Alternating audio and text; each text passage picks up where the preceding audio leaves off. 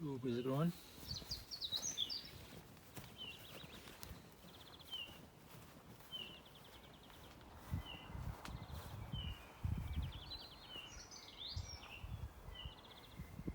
Right, we're going to go and post a letter which has come for Fair Pinkney to her house, the previous owner of this house.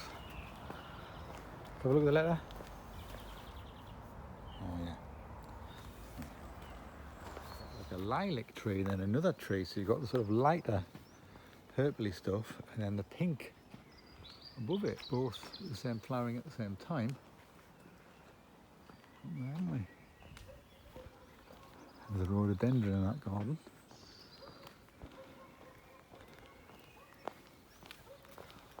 Fast, because like beech hedge is like bare in winter. It's growing fast now.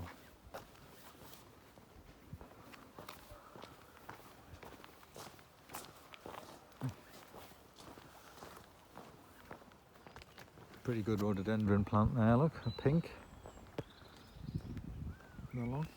Look, somebody's, I don't know what, I can't even remember what was originally there, but they've just planted a laurel hedge there. I don't know whether there was another hedge there previously, or a wall, or what. I don't remember seeing that. But must have planted it because to hide the view of that. I don't remember seeing that house either. Maybe there was a big high. Wait a minute. That's the lamppost. There was a huge tree there. They've completely got rid of the massive tree and all the big hedge that was there. It was dead tall. It was hiding that street light. The street light was always hidden in the tree. And they've completely removed it and opened it all out. It's all completely different look. Yeah, we've never seen that house before. Property that's just done all this amazing work with the trees and everything. They've also put a big new fence in at the back and cut back all the bushes that were obviously growing there. So this is a little public footpath, and then you go right into the next estate, and that's where we're going to post a letter. This is the next estate along from the Homestead estate. We're going to go and post this letter. I think it's down here somewhere on the right, number 23. What number is that one? 25, so it must be this next one. I think it's this one here, look, 23. This is where the lady used to live in our house, moved into this one here.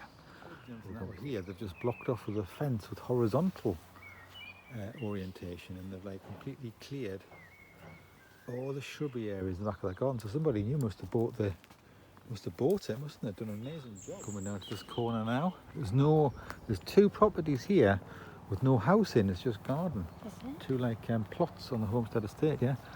So whoever lives there, I think, has 3 plots worth of garden to look after. I think that's what happens. Yeah, so it's Friday afternoon, and people are home from school now, but Stephanie wasn't even at school today because we were on holiday, weren't we? So I was just driving, do a bit Friday evening, going to a couple of shops looking for bargains, and a lot of weekends I do notice that this cricket club, very, very active with children and that. This is Guiseley Cricket Club now. This is Guiseley Football Club here. You can see the stands there. There's like a park and everything here, and there's also the 5-a-side pictures there. And then just here is the cricket club. So it's joint like a cricket and football club, and they've got the club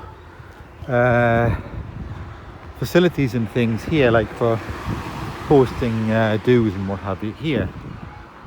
But I just wanted to show you the cricket ground itself and how vibrant it is and how many people are here.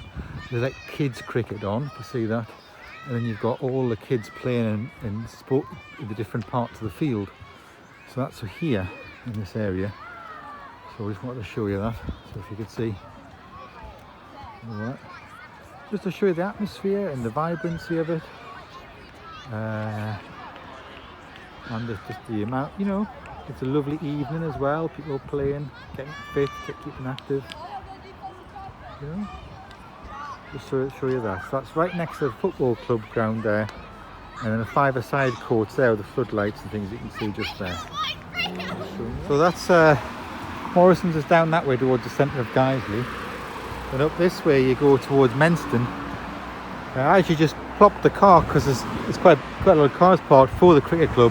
I just popped the car behind here actually, just through this little housing thing here. It's quite new houses.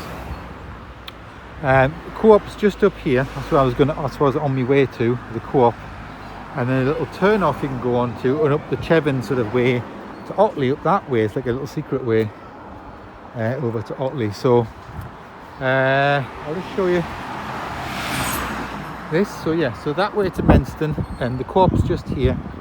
And of course there's Menston Cricket Club as well, which is near where we live. This is Guiseley Cricket Club. There's a lot of cricket clubs in Yorkshire. I mean, in this area there's a lot, and there's definitely more cricket clubs in Yorkshire than the whole of Australia. Very, very popular, and a lot of cricket grounds. This is this little, quite new housing development here, crammed in quite a bit there. So I don't know what the style is for having these windows then with the sort of fake terraces, like the bars across the windows and things like that. I don't really know what that's about. I don't understand it. There seems to be a fad for that style, but it doesn't do anything, does it? It's like a pointless thing. So anyway, I just parked here because there was space on this road. This little back route through the back of Guiseley. You can get to Morrison's down that way as well, actually. Down that way. So I just parked it here. Some older houses down this bit. And then the new buildings here. So yeah. Right, okay. So we've just been to Waitrose where we've got the free coffee. So this is the garden centre, but notice a lot of people coming down to the football pitches here. This is Otley Town Football Club. And there's like it looks like it's kids events on, like a kids tournament. And there's lots of people parking, and the people have brought their own little tents and that for sitting under. So it must be like an all day long sort of like cup match for kids. And it goes quite a long way back, right down there. So it goes back right up there.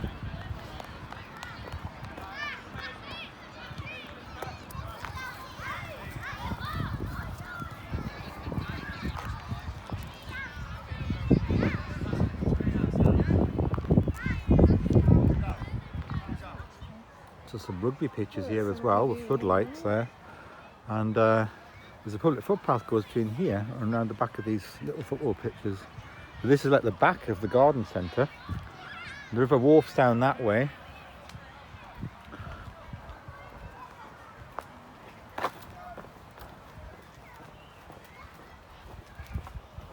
There's a lot of cars parked up there as well, so maybe that's more parking for this event.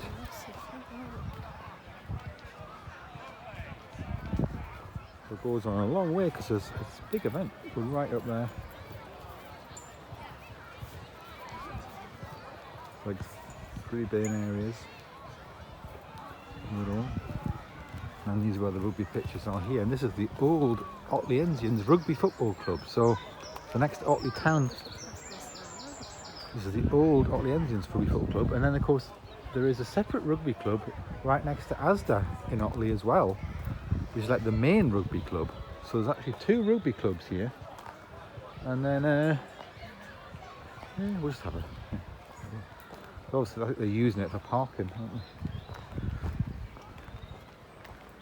So we've got the rugby, this rugby club, which, and then the main rugby club. What a setting for the rugby pitches, yeah. There's like a clubhouse here. You can sit for a picnic, and look what a setting there for the pitches there. Yeah, but they're very. These looks like they're used because they've got the padding around the bottom and they're painted, whereas those, I mean, they're rusted and a bit wonky. But yeah.